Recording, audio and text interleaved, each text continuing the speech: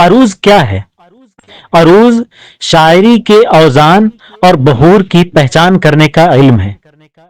یہ علم ہمیں بتاتا ہے کہ کس طرح ایک شعر کو خاص اوزان اور بحور میں ڈھالا جاتا ہے تاکہ وہ ایک خاص ترتیب اور ہم آہنگی کے ساتھ پیش کیا جا سکے۔ آسان الفاظ میں عروض شاعری کے گرامر کے مانند ہے جو یہ طے کرتا ہے کہ اشعار کا وزن صحیح اور متوازن ہو۔ عروض کے ذریعے ہم یہ جان سکتے ہیں کہ شاعر نے شعر کے الفاظ کو کس طرح ترتیب دیا اور کون سی بحر استعمال کی تاکہ شعر میں توازن اور موسیقیت پیدا ہو۔ عروض کی اہمیت اور ضرورت ملاحظہ فرمائیں۔ نمبر 1، شاعری کی خوبصورتی کو برقرار رکھنا۔ عروض شاعری میں وزن اور ہم آہنگی کا تعین کرتا ہے۔ اگر شاعر عروض کے قواعد کو صحیح طریقے سے استعمال کرے تو شعر متوازن، موسیقی سے بھرپور اور خوش کن ہوتا ہے۔ اس کے برعکس اگر وزن اور بحر کا خیال نہ رکھا جائے تو شعر غیر متوازن اور بھاری ہو جاتا ہے۔ نمبر 2، شاعری کی صحت جانچنا۔ عروض ایک اہم ذریعہ ہے جس کے ذریعے ہم شعر کے صحیح وزن کو جانچ سکتے ہیں۔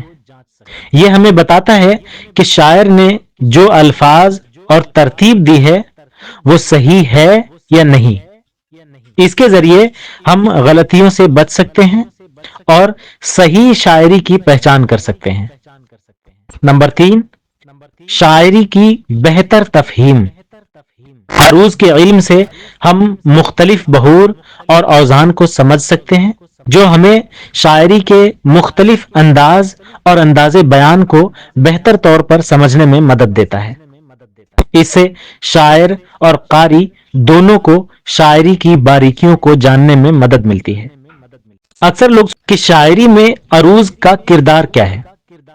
دیکھیے، شاعری میں عروض کا کردار یہ ہے کہ وزن کا تعین، یعنی شاعری میں عروض بنیادی طور پر وزن کا تعین کرنے کا علم ہے۔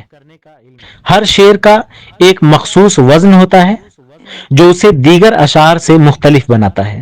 عروض کے ذریعے ہم یہ وزن معلوم کرتے ہیں اور دیکھتے ہیں کہ ہر شعر کی بحر کیا ہے۔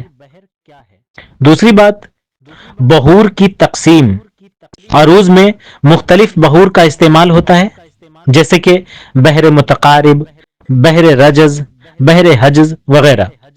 یہ بحور اشعار کے اوزان کی پیمائش کے لیے استعمال ہوتی ہیں۔ ہر بحر کا ایک خاص وزن اور تعداد ہوتی ہے جو شاعری میں مخصوص انداز اور آہنگ پیدا کرتی ہے۔ تیسری بات، شاعری کی اصلاح۔ عروض کا ایک اہم کردار یہ بھی ہے کہ اس کے ذریعے ہم شاعری کی اصلاح کر سکتے ہیں۔